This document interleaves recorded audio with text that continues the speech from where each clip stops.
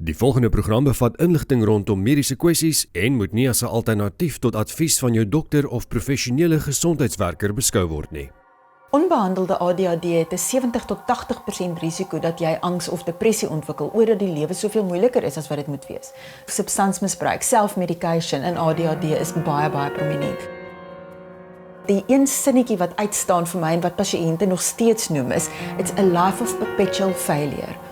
Alles wat ek aanpak is 'n mislukking, want ek pak baie goed aan, maar ek maak niks klaar nie. Ontdek die aangrypende stories van gewone Suid-Afrikaners wie se lewens verander is deur ernstige mediese uitdagings. Gelukkig weet jy ook, dit gaan verby. Hoor hoe hulle die krag moet soek om aan te hou veg. Absolutely, I still don't believe that I was lying in bed with open heart. Wie hulle ondersteun deur die moeilikste tye. Ons het op daai punt besef ons kort hulp. En leer hoe belangrik dit is om vroegtydig na jou eie gesondheid te kyk.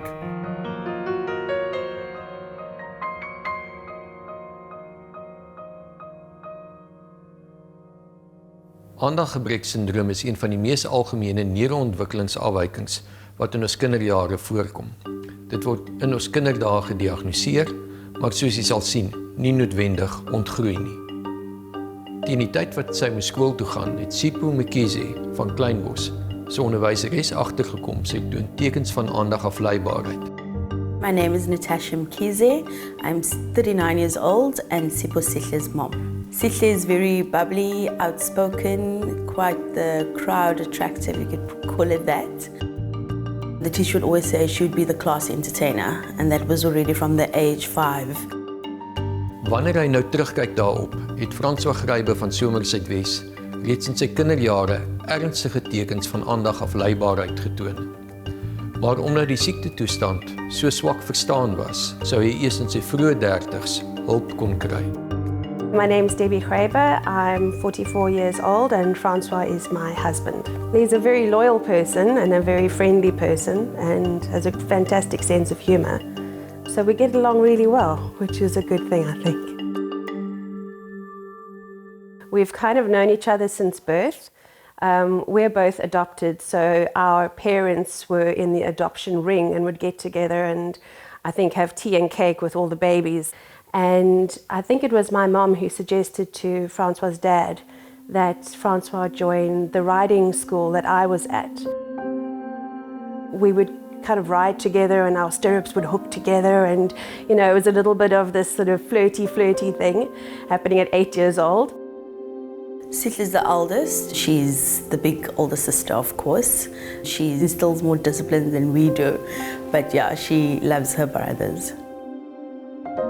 We kind of drifted apart after that when Francois went to high school until we met up at a nightclub when I was 19 and he was 20.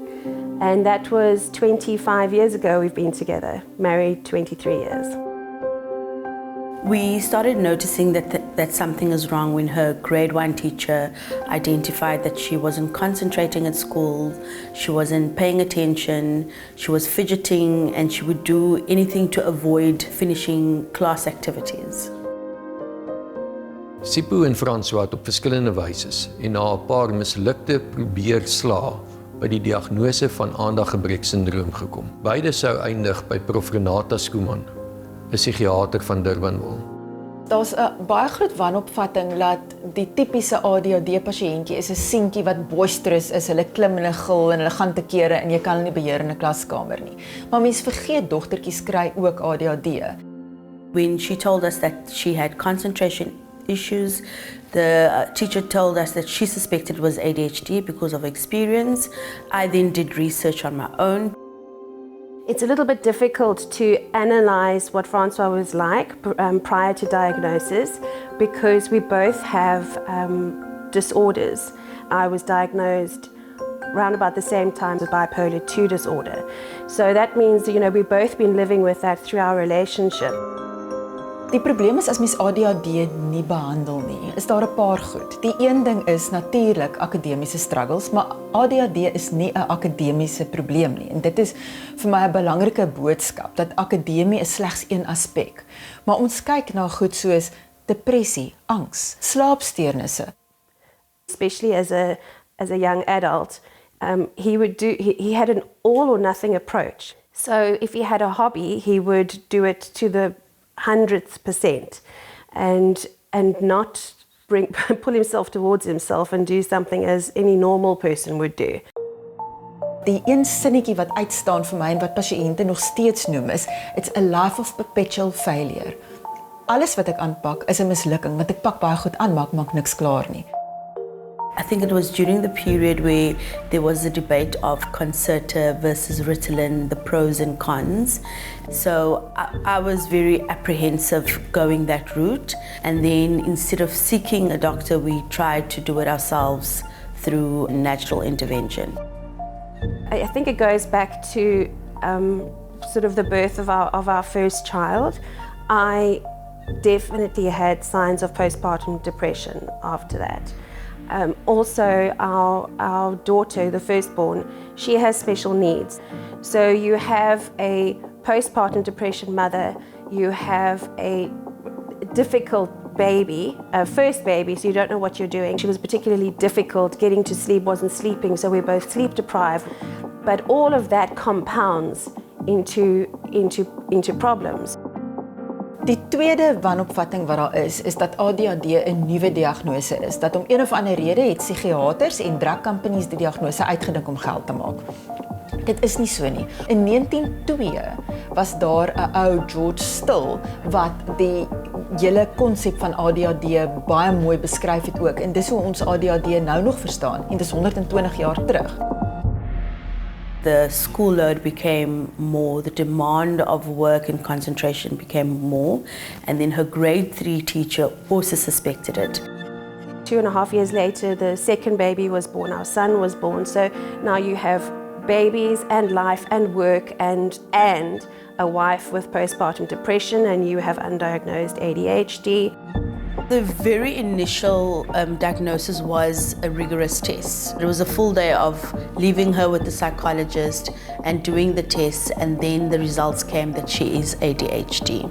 We put her on the Concerta. She was calmer, but came across as a different child. So we then stopped medication. It just compounded, and I think it got to the point, I think my son was 3 years old when our marriage hit a very rocky patch. When she moved to high school with the new academic demand, we realized we can't manage it on our own. She does need help. We were both suffering from depression, but with him I felt it was something else. For me, the risk was having to make her understand that there was a problem and that she needed medical attention.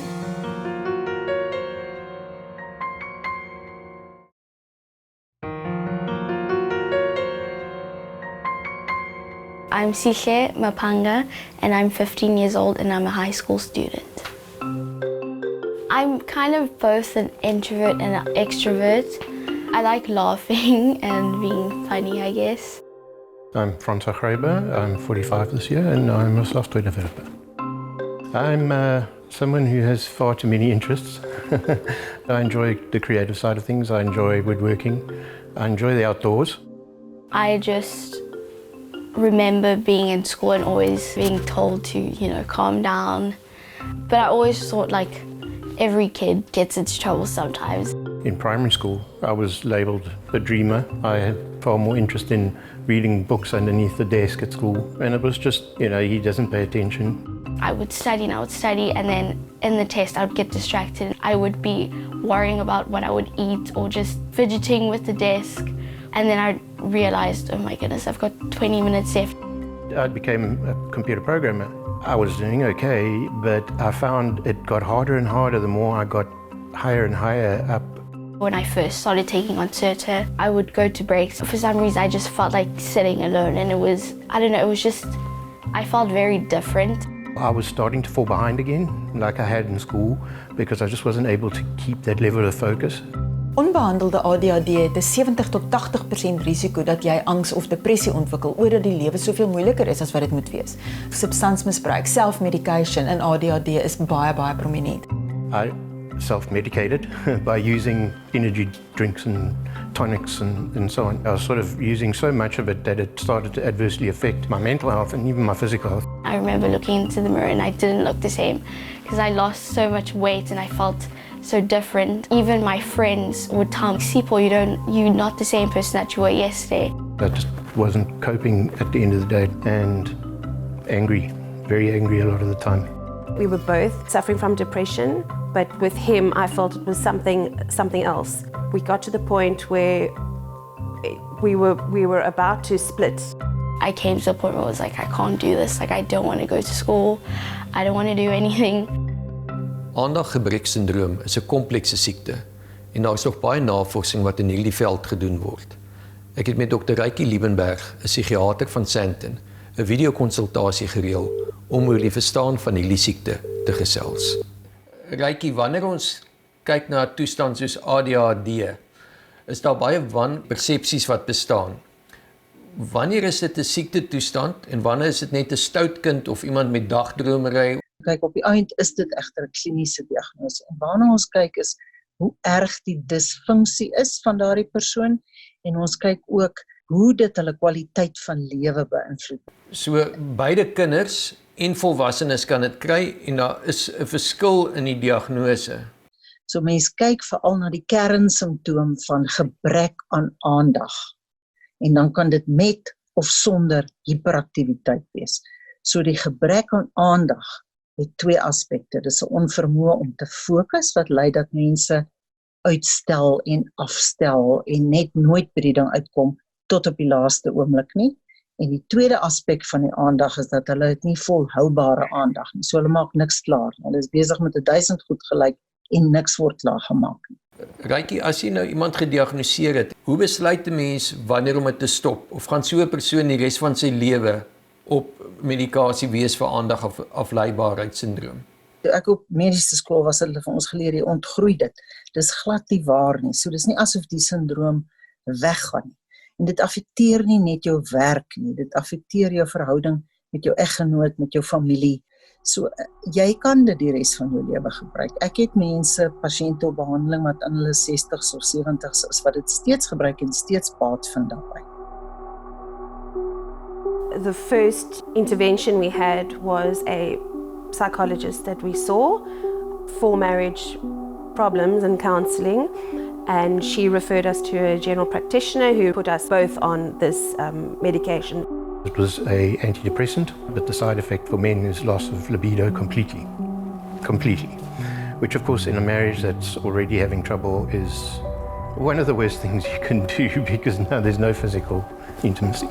At the time I was doing my MBA and Professor Skuman was one of the lecturers. Having had an insight on how ADHD works, I realized that it was important to let Sihle also get help. I can't remember exactly who recommended Professor Skuman, but we started seeing her individually. François is nou al 'n goeie 12 jaar 'n pasiënt in die praktyk. Hy het aanvanklik by my gekom met klagtes van angstigheid, paniekaanvalle. The first day I met Professor Skuman, it was intimidating because it was the first time I went to go get help in a while. Sipho is 'n 15-jarige meisie wat by my gekom het met klagtes dat sy sukkel by skool. Sy raak agter. I was still totally oblivious to the fact that ADHD was even possible in adults. It's at least what I was exposed to, being labelled as a childhood problem. Ek het begin vra oor hoe deel hy met sy angs. En toe het hy vir my begin vertel van dinge wat hy doen wat eintlik beter inpas by ADHD. Soos hy sal geweldig hard musiek luister. She went through all her medical records and reconfirmed that Sihle is ADHD. It was Renata who diagnosed Frans with ADHD, and she is also the person who diagnosed me with bipolar 2. It was good to know that there was something that was causing, me to struggle, but we'd been through quite a lot already, and things hadn't worked, so I didn't have high expectations. For me, the risk was having to make her understand that there was a problem and that she needed medical attention. With the medication, she asked me how I felt about it, and I remember in my head I was like, I'm never taking concert again, like I can't go back. Sometimes the consequences or the decisions that you have to make are difficult. I didn't respond well to all the different types of medication. Mens kan niks aan 'n risikofaktor verander nie. As jy hom klaar het, het jy hom.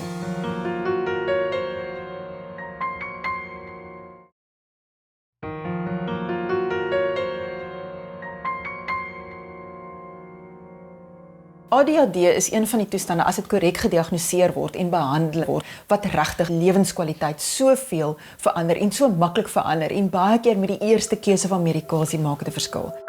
It wasn't just a case of slap bang, we're medicating you. It was a careful consideration of different medications, of different dosages and monitoring. She did warn me that some of them may not work the same way for me as they might for somebody else. Dr. Skuman explained the pros and cons of Ritalin versus Concerta. She was very patient with me and she let me decide which one I felt more comfortable with. I remember I could actually understand what she was saying because she was drawing as one instead of me just listening, because I tend to just not draw attention to people when they're speaking. I get distracted.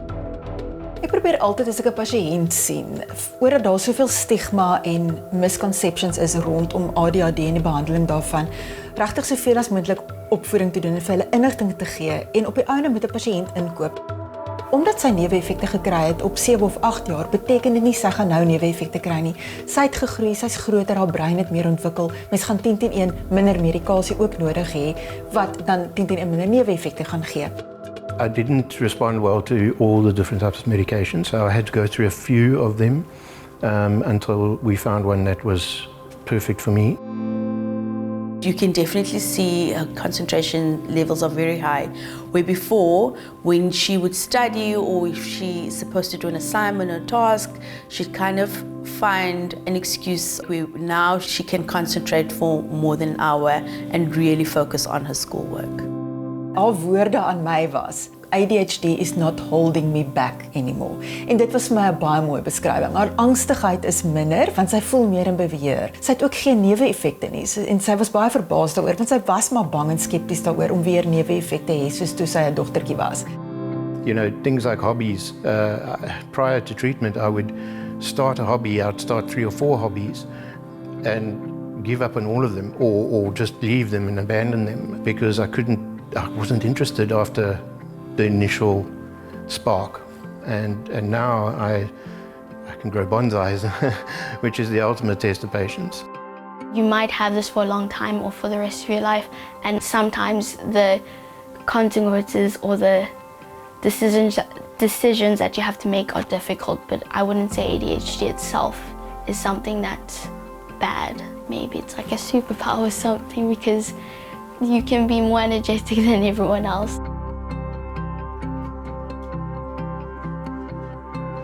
Do you want to tell me a bit? I know you were so scared of the medication. Things have been going pretty well. I've been adjusting to it. Dit is jou eie verantwoordelikheid om jou risikoprofiel te bepaal en te bestuur.